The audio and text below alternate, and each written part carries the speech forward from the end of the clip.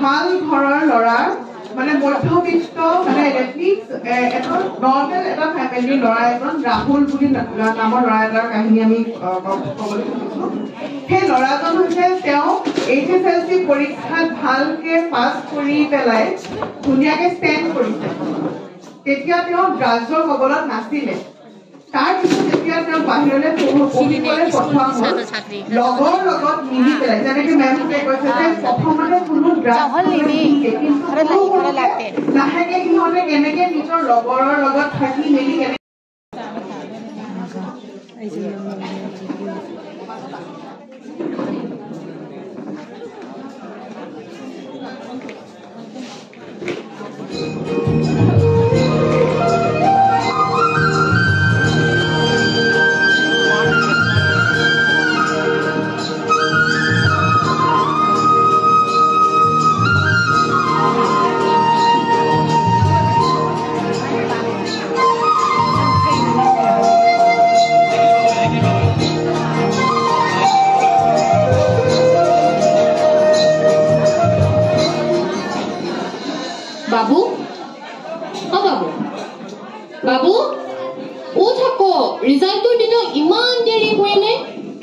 Result হে এনেও ভাল হ'ব, চিন্তা নকৰিবা, মোৰ ৰিজাল্ট ভালেই হ'ব।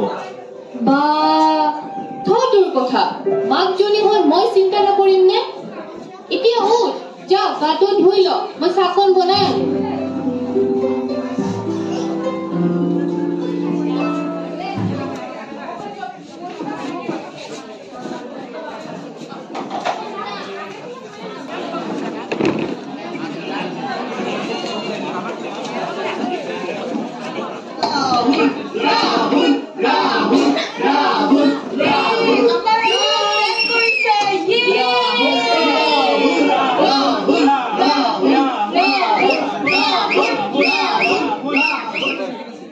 ৰাহুল, তোমাৰ ৰিজাল্টক লৈ আমি সঁচাকৈ আনন্দিত হৈছোঁ। তোমাৰ দৰে ছাত্ৰই আমাৰ সমাজখনক আগুৱাই লৈ যাব বুলি আমি দৃঢ় বিশ্বাসী। আমাৰ বিশ্বাসক কেতিয়াও নাভাঙিবা। বাই দ্য ৱে, তুমি কি পঢ়িম বুলি ভাবিছা? ছাৰ, আপোনালোকৰ আশীৰ্বাদ শিৰত লৈ আগবাঢ়িব খুজিছোঁ। আপোনালোকে দেখুওৱা বাটেৰে আগুৱাই যাম, সমাজৰ এজন ভাল মানুহ হৈ দেখুৱাম। ছাৰ, মই আইন মহাবিদ্যালয়ত নামভৰ্তি কৰিম বুলি ভাবিছোঁ, যাতে সমাজৰ শোষিত নিষ্পেষিত লোকসকলক ন্যায় দিব পাৰোঁ। নমস্কাৰ, ইতিমধ্যে আমি উপস্থিত হৈছোহি যিখন বিদ্যালয়ৰ পৰা ৰাহুল বৰুৱা নামৰ ছাত্ৰজনে উচ্চতৰ মাধ্যমিক চূড়ান্ত পৰীক্ষাত অসমৰ ভিতৰত ৭ম স্থান লাভ কৰিবলৈ সক্ষম হৈছে। ৰাহুল, তোমাক তোমাৰ সফলতাৰ বাবে অভিনন্দন জনাইছোঁ। ধন্যবাদ। আজি এই শুভ ক্ষণত তোমাৰ কেনে অনুভৱ? হয়, আজি মই খুবেই সুখী। মোৰ সফলতাৰ কৃতিত্ব মই মোৰ শ্ৰদ্ধাৰ শিক্ষাগুৰুসকল, মা দেউতা আৰু মোক সহায় সহযোগ কৰা প্ৰতিজন ব্যক্তিক দিব বিচাৰোঁ। হয়, তোমাৰ উজ্জ্বল ভৱিষ্যতৰ বাবে আকৌ এবাৰ তোমাক শুভেচ্ছা জনাইছোঁ। Thank you ma'am.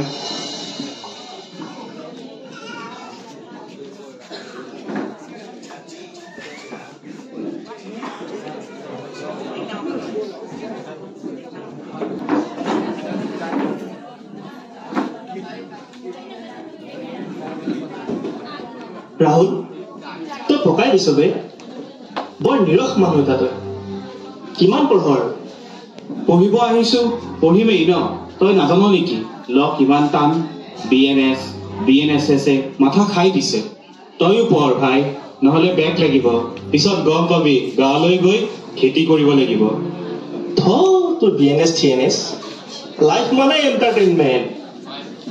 তই দেখা নাই IIT কৰি মানুহ বাবা বনি আছে, কুম্ভত ঘূৰি আছে। তোক ইমান দিনৰ পৰা লগ ধৰি আছো, তই ওলাই যাবিনে? কিনো ইমান কামুৰি আছ? নাযাওঁ মই, বহুত পঢ়িব লগা আছে ভাই। বল না ভাই, বল বল বল বল। ইমানকে কৈ আছ যদি আজি গৈছো বাৰু, কিন্তু আজি লাষ্ট ডে, আজিৰ পৰা আৰু নাযাওঁ কিন্তু। হ'ব, ঠিক আছে বাৰু। আজিৰ পিছত তই তোৰ এই BNSকে পঢ়ি থাকিবি।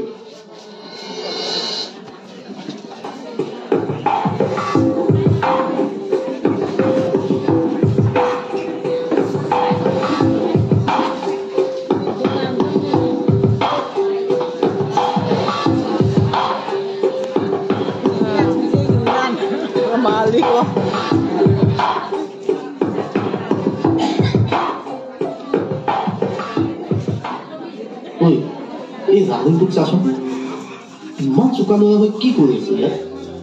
নিজক শেষ কৰি দিছে। কিন্তু বেয়া লাগে বহুত। মাক দেউতাকে যে কেনেকে সহ্য কৰি আছে নহয়, সঁচাকে দেই বহুত বেয়া লাগে। জীৱনৰ মজা ইয়াতে আছে ভাই। ইমান দিনে ক'ত আছিলো, নিসংগ পৃথিৱীত অকলে জীয়াই আছিলো, কিন্তু এতিয়াহে গম পাইছো কিতাপৰ পৃথিৱীতকে নিচাৰ পৃথিৱীখন বহুত ভাল লগা, বহুত মজাৰ। এতিয়াহে ভাল লাগিছে। ঠিকেই কৈছ বে ভাই, তই ইমান দিনেতো তোক কৈয়ে আছিলো, তইহে বুজা নাছিলি। পিছে কালিৰ কাৰণে বস্তু যোগাৰ কৰিব লাগে নহয়। মোৰ হাতত কিন্তু পইচা নাই। চিন্তা কিয় কৰিছ তই? মই মৰি যোৱা নাইতো। চাই থাক তোৰ ভাই কেনেকে পইচা যোগাৰ কৰি আছে। ৰ অলপ, এইমাত্ৰ পইচা আহি যাব।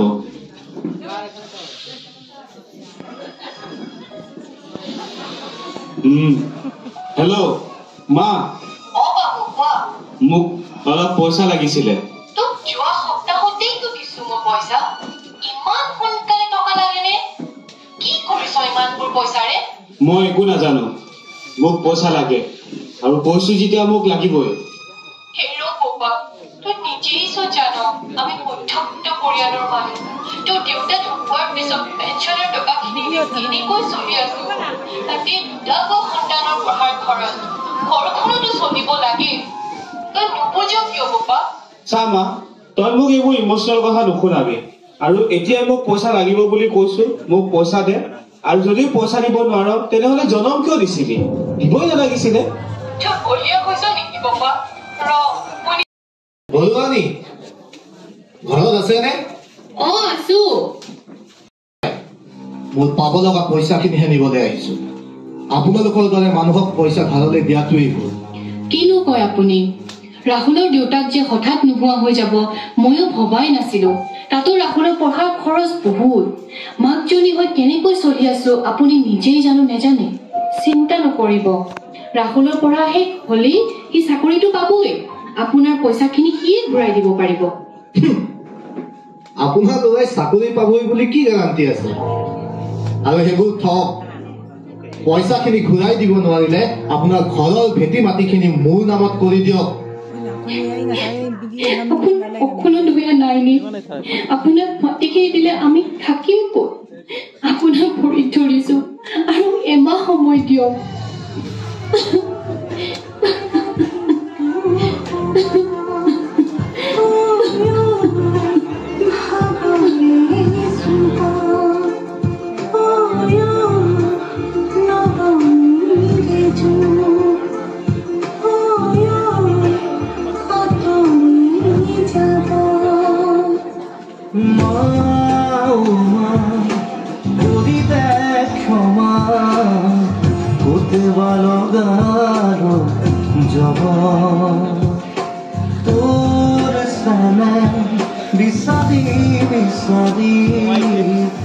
লাগিছে আজি মোৰ ভাগ ফুলবুৰিয়ে বৰে নামাত লিখি দুহাতে সাবুতি লিখি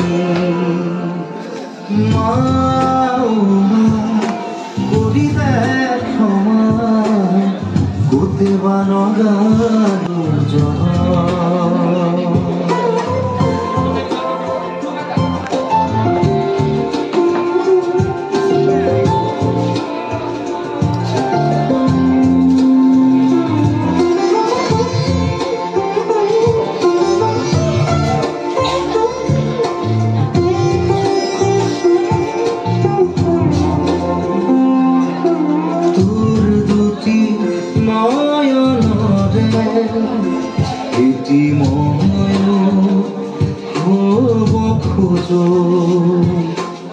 অবহেলা কি অনুমোল জানিব খোজো তোৰে বদি কৰি যাতে কেছিল তাৰে তোৰ দুটি হাঁহি কিনিম সপোনে মোৰ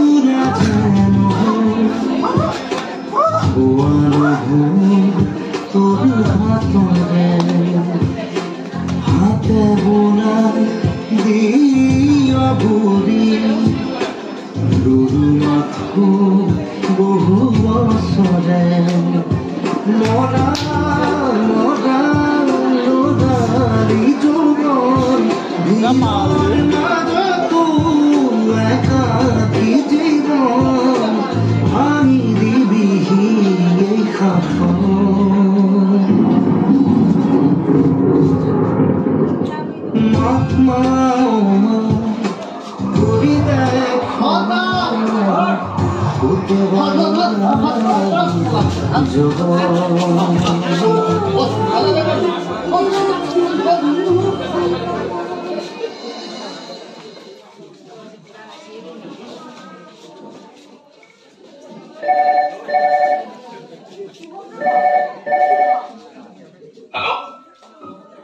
আপুনি ৰেখা বৰুৱা হয়নে?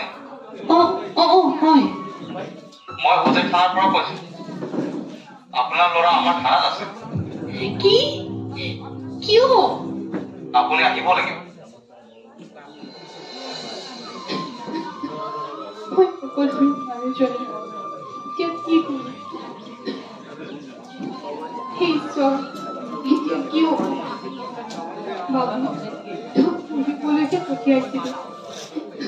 আজি এয়াই দিন দেখুৱালি